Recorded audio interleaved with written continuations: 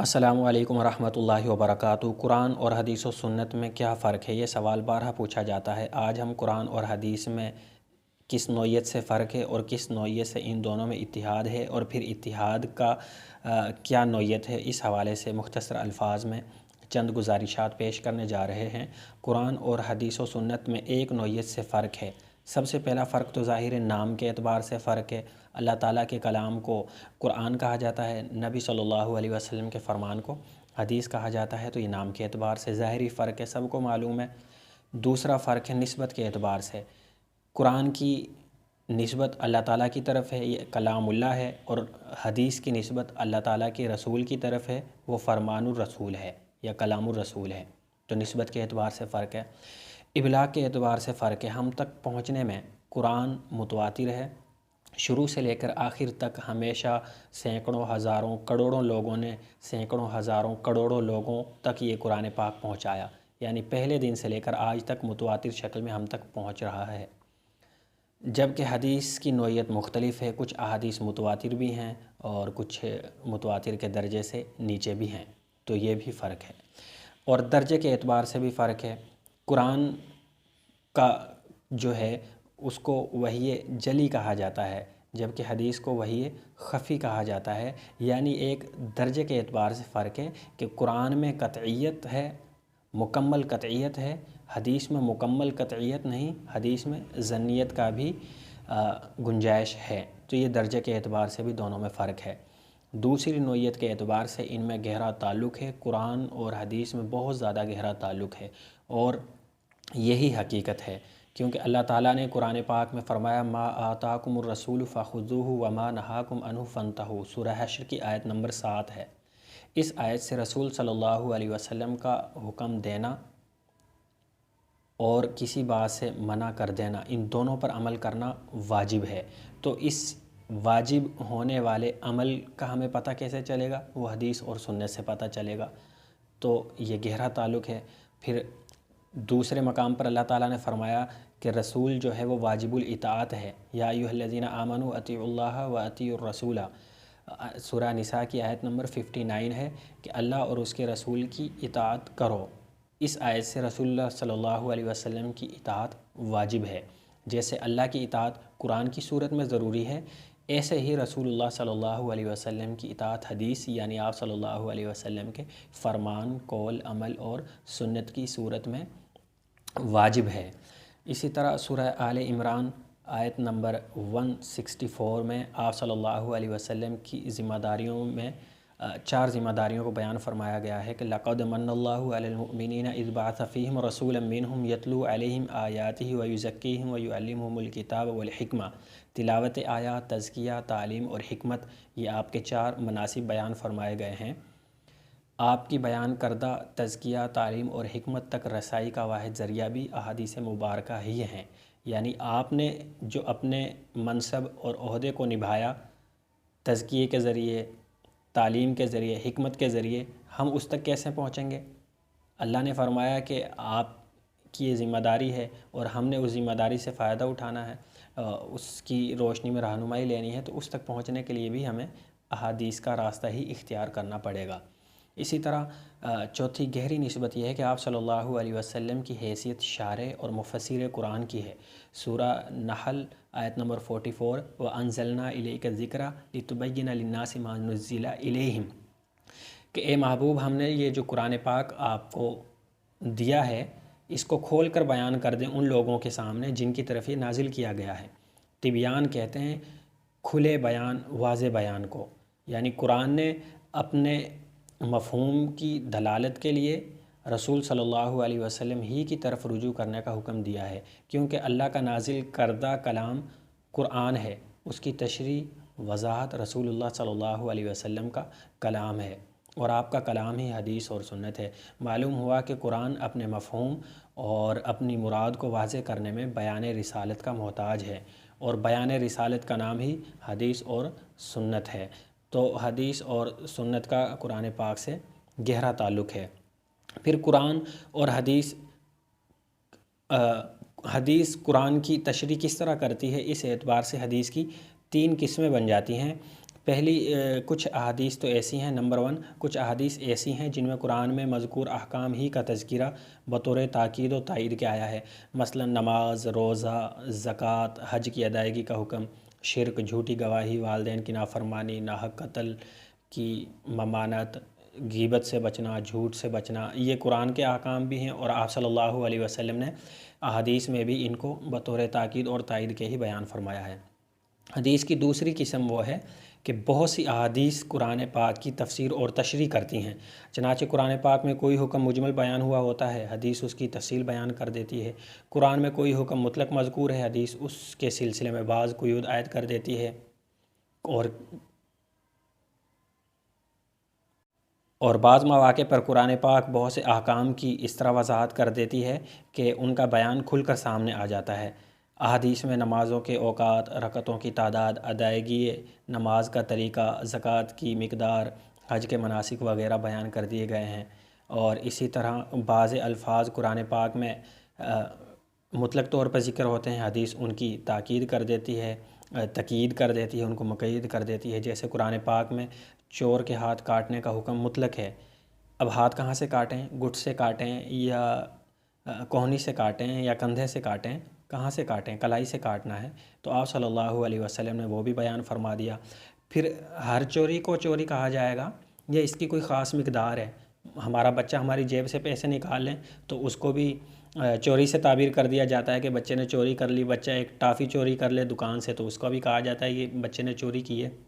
تو ہر چوری چوری کہلائے گی یا اس کی کوئی مالیت ہے؟ تو آپ صلی اللہ علیہ وسلم نے مالیت نصاب کا بھی حکم بیان فرما دیا۔ تو یہ قرآن پاک کی آپ صلی اللہ علیہ وسلم نے ایک مطلق حکم کی وضاحت کر دی، گویا کہ آپ صلی اللہ علیہ وسلم کے فرمان، حدیث اور سنت کے بغیر اس حکم کو سمجھنا ناممکن تھا۔ اسی طرح سورہ نساء کی آیت نمبر 11 میں اللہ تعالیٰ نے فرمایا یوصیکم اللہ فی اولادکم، اس آیت میں لفظ اولاد عام ہے، ہر اولاد وراثت کی مستحق ہے، لیکن حدیث نے بیان فرما دیا کہ القاتل لا یرث، کہ قاتل جو ہے وہ اپنے مورث کا، جس کو اس نے قتل کیا، وارث نہیں بن سکتا، خواہ وہ حقیقی بیٹا ہو۔ اسی طرح قرآن مجید میں سورہ نساء میں وصیت کا حکم عام ہے، جس کا تقاضا ہے کہ مرنے والا جتنی چاہے وصیت کرے، لیکن حدیث نے بیان کیا کہ مرنے والا صرف 1/3 کی وصیت کر سکتا ہے۔ اسی طرح سورہ نور میں حکم ہے کہ فَاجْلِدُوا كُلَّ وَاحِدٍ مِّنْهُمَا، اس میں ہر زانی شامل ہے کہ ہر زانی کو کوڑے لگائے جائیں، لیکن آپ صلی اللہ علیہ وسلم نے مرفوع القلم، مجنون کو مرفوع القلم قرار دیا ہے کہ اگر مجنون شخص نے زنا کیا ہو تو اس کو کوڑے نہیں لگائے جائیں گے۔ تیسرے نمبر پہ کچھ احادیث ایسی ہیں جن میں ایسے احکام بیان کیے گئے ہیں جو قرآن میں مذکور نہیں ہیں، وہ بھی واجب الاتباع ہیں۔ مثلا نکاح میں 2 ایسی عورتوں کو جمع کرنے کی حرمت جن کے درمیان پھوپھی بھتیجی یا خالہ بھانجی کا رشتہ ہو، قرآن میں یہ حکم بیان نہیں ہوا، لیکن آپ صلی اللہ علیہ وسلم نے حدیث میں بیان فرما دیا، اب اس پر عمل کرنا واجب ہے۔ اور اسی طرح شکاری درندوں اور پرندوں اور گھریلو گدھوں کی حرمت، قرآن میں گدھوں کی حرمت نہیں ہے، لیکن آپ صلی اللہ علیہ وسلم نے بیان فرما دی۔ اسی طرح مردوں کے لیے ریشم پہننا اور سونا پہننے کی حرمت، یا میراث میں دادی کا حصہ، یا شادی شدہ زانی کو رجم کرنے کی سزا، یا دیت کے احکام۔ تو یہ حدیث قرآن کی تشریح اور تفسیر میں حدیث کی 3 صورتیں بن جاتی ہیں۔ پہلی یہ ہے کہ قرآن ہی کے احکام کی تائید کرتی حدیث، دوسرا ہے کہ حدیث کے مطلق احکام کو مقید کر دیتی ہے، جو مجمل ہوتے ہیں ان کے اجمال کو بیان کر دیتی ہے، تیسرا درجہ حدیث کا یہ ہے کہ حدیث نئے احکام بھی قرآن و حدیث اور سنت سے ہمیں ملتے ہیں، جیسا کہ ابھی ذکر کیا۔ پھر یہ سوال ہو سکتا ہے کہ فہم قرآن کے لیے حدیث کی ضرورت کہاں کہاں ہے؟ گزشتہ تفصیل سے ظاہر ہو گیا کہ قرآن فہمی کے لیے حدیث سے استفادہ ضروری ہے، لیکن یہ ضرورت کہاں کہاں پیش آتی ہے؟ سب سے پہلا نمبر 1 غرائب قرآن اور مشکلات قرآن کی مراد جاننے کے لیے، نمبر 2 شان نزول سے واقف ہونے کے لیے، مثلا وہ آیات کریمہ جن میں کسی واقعہ، کسی سوال کا جواب یا کسی تنبیہ وغیرہ کا ذکر ہو۔ اس قسم کی چند آیتیں یہ ہیں، جیسے سورہ انفال آیت 5 تا 11 میں غزوہ بدر کا واقعہ، سورہ آل عمران آیات 152 تا 155 اور 165 تا 168 میں غزوہ احد کا واقعہ، سورہ احزاب آیات 9 تا 25 میں غزوہ خندق کا واقعہ، سورہ فتح آیات 1 تا 10 اور 18 تا 27 میں صلح حدیبیہ کا واقعہ، سورہ توبہ آیات 7 تا 24 اور 38 تا 22 میں فتح مکہ اور غزوہ تبوک کا واقعہ، سورہ احزاب آیت 36-37 میں حضرت زینب کا واقعہ۔ مطلب اس طرح کے بہت سے واقعات قرآن پاک میں ہیں جن کا شان نزول حدیث سے ہی مل سکتا ہے۔